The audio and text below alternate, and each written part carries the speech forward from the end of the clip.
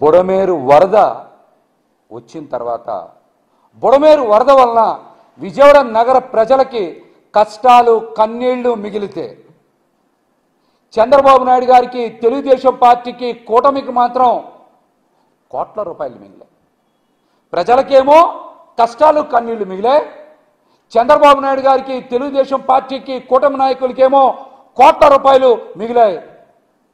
బుడమేరు వరదల వలన విజయవాడ నగర ప్రజలు ఆర్థికంగా వేల కోట్ల రూపాయలు నష్టపోతే తెలుగుదేశం పార్టీ నాయకులకు మాత్రం బాగా కలిసొచ్చి వాళ్ళ జేబులు నింపుకునేటువంటి అవకాశం అద్భుతంగా కల్పించింది. ఈ సంఘటన చూసిన తర్వాత మా అందరికి అనిపించింది బుడమేరు వరద బాబు గారికి కలిసి రావడానికే వచ్చిందేమో అనిపించింది మాకైతే.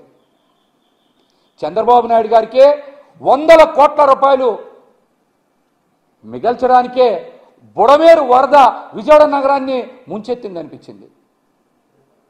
ఎందుకు ఈ మాట చెప్తున్నానంటే మీరు చూశారు, బుడమేరు వరద వస్తే చంద్రబాబు నాయుడు గారికి ఒక పక్కన ఫోటోషూట్లో మరొక పక్కన విరాళాల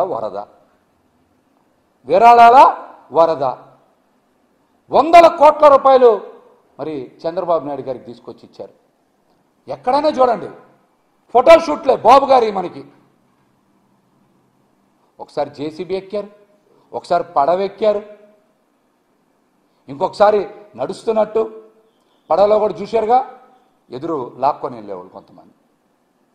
ఒక పక్కనేమో ఆయనకి ఫోటోషూట్లు బాగా కలిసి వచ్చింది, రెండో పక్కనేమో ఆయనకి విరాళాల వరద వచ్చింది. అందుకనే మాకు అనిపిస్తోంది ఈ రోజున బుడమేరు చంద్రబాబు నాయుడు గారు బాయ్ బాయ్ అని ఇద్దరు మిలాఖత్ అయిపోయారా అని అనుమానం కలిగింది నాకైతే.